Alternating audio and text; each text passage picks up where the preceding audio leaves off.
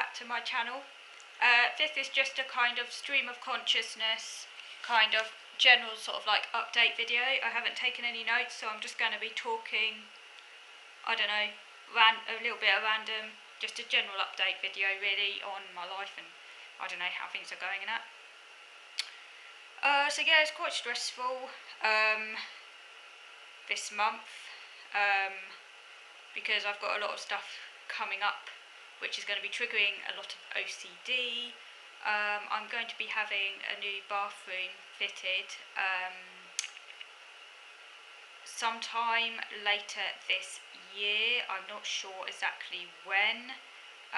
Basically having a new toilet fitted, a new bath fitted and a new tap, and also having the bathroom grouted. It does really need to be done. My dad was saying, you know, it might be a good idea, and I was like dithering about it because obviously this would be like a major OCD kind of stress for me, but it does need doing. I can see that, and I know that ultimately it would be really nice to have a really clean new bathroom because my bath is kind of coming away a bit and you can see where it's quite old and it obviously does need replacing, like where the panels are coming out a bit.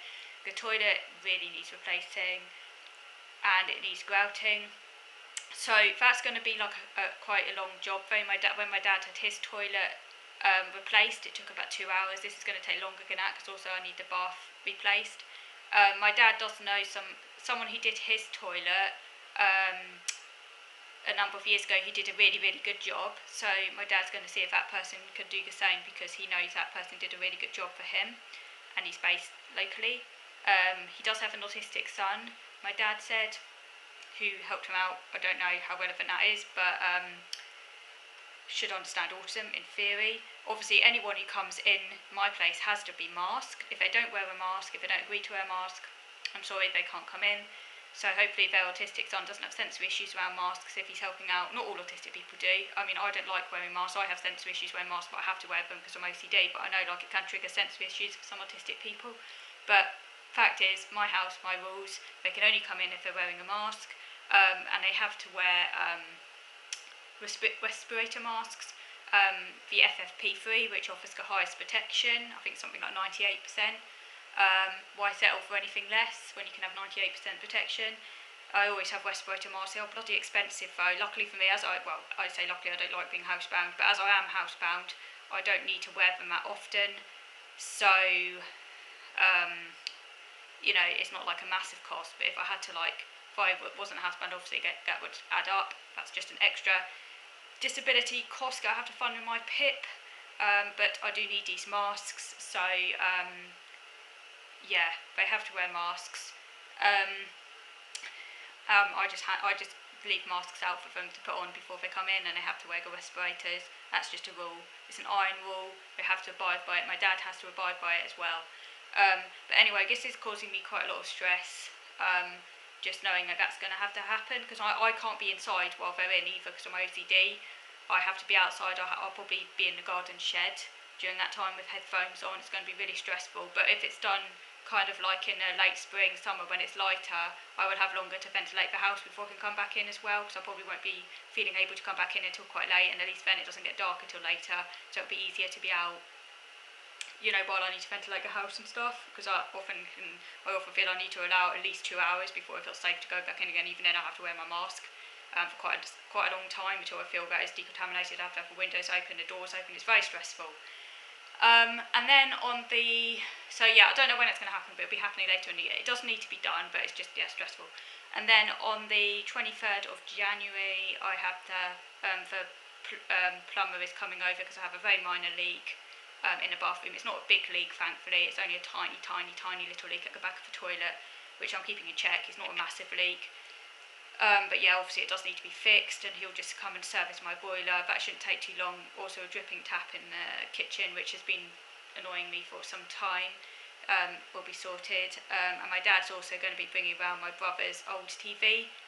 It's a good TV, and it's better than my TV, which is even older because my brother's getting his replaced. It's one of those big TVs that like attached to for YouTube and stuff. I don't even watch TV that often, but it's nice to have like one of these more modern TVs. So yeah, my dad's gonna put that in at the same time as the person servicing the boiler.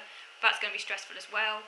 Obviously that won't take long as a bathroom one, but it's still going to be a massive OCD thing for me. All of this takes a lot of OCD and processing, and it's really, really, really stressful.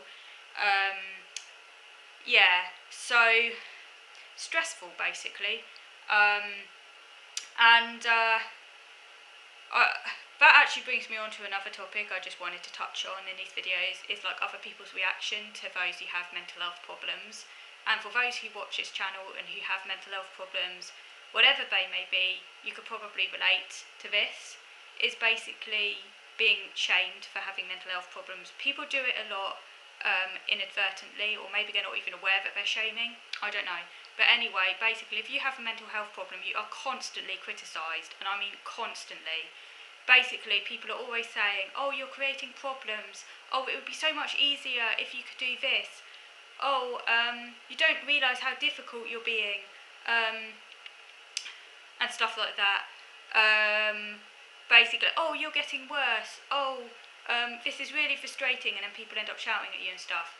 And this happens a lot to me, and as like I say, if you've got mental health problems, you could probably relate. Now, if you're also autistic, you're going to get that even more, because obviously being autistic, you're not going to maybe always have the best communication approach. Like, I can't cure the fact I'm autistic, that's just part of who I am, but you know, you are maybe not always going to have the best communication approach. So again, you get shouted at, and you haven't even done anything fucking wrong. So excuse me swearing, but it pisses me off. You haven't even done. So yeah, I have to swear. Sorry for that. So it just came out. I probably shouldn't swear, but well, it's because I'm angry. You know, sometimes swearing is cathartic. Sorry for those who don't like swearing. I don't swear that often, really. I'm not someone who litters their language swears, so sometimes you just have to swear. You know, it just gets out. Yeah, but. Actually, that just came out. I wasn't even intending to, and it just literally came out of my mouth. You know what I mean? But I really don't swear that often. Sorry, it just came out. Just apologising for those who don't like people swearing. I'm sorry, it just came out.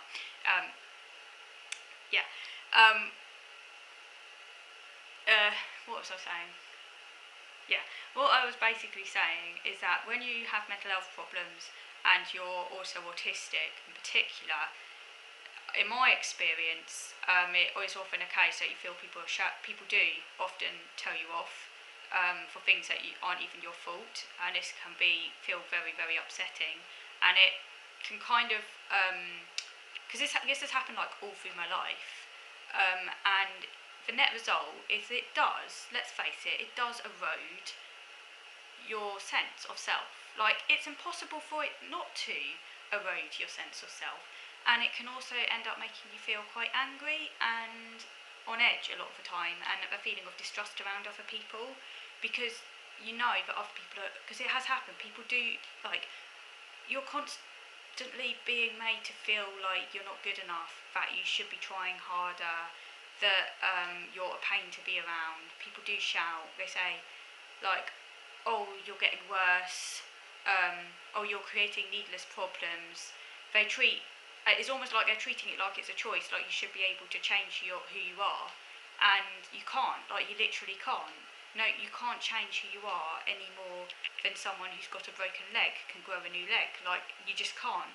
So you're basically, it's humiliating and degrading, quite frankly.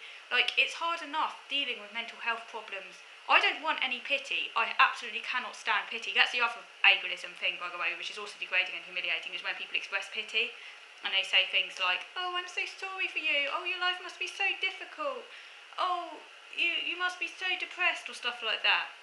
By the way, I'm not depressed. I'm lucky I don't have depression, but that's just luck, you know? It's nothing, you know, again, that's just luck. I'm just lucky genes in that respect, you know? No one can help having depression, just as no one can help having anxiety. I'm just lucky I'm not prone to depression so far, at least. Obviously, I can't say I'll never get depressed, but so far I've been lucky on that level. But, yeah, that's the other thing I can't stand, is when people express pity. Or I don't need pity. So like, mental health pity is another ableism thing. Like, I don't need pity.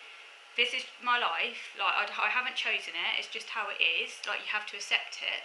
It's not ideal, but this is my life. You know, I don't want any pity from anyone. And I also don't want anyone kind of like going on about, oh, you should be able to change, oh, it's like a problem and stuff, which is also really degrading and humiliating as well. It's like mental health problem. In a sense, I would actually, in a weird way, say that's even harder to deal with than a mental health problem. Like a mental health problem is already hard enough to deal with, but then you have it's other people's reactions. And actually, I'm going to tell you in the next video how I think people should respond, and in a way that isn't degrading or humiliating and that is humanising. I'm just going to mention that briefly in the next video. Okay, so we can go to video number 2.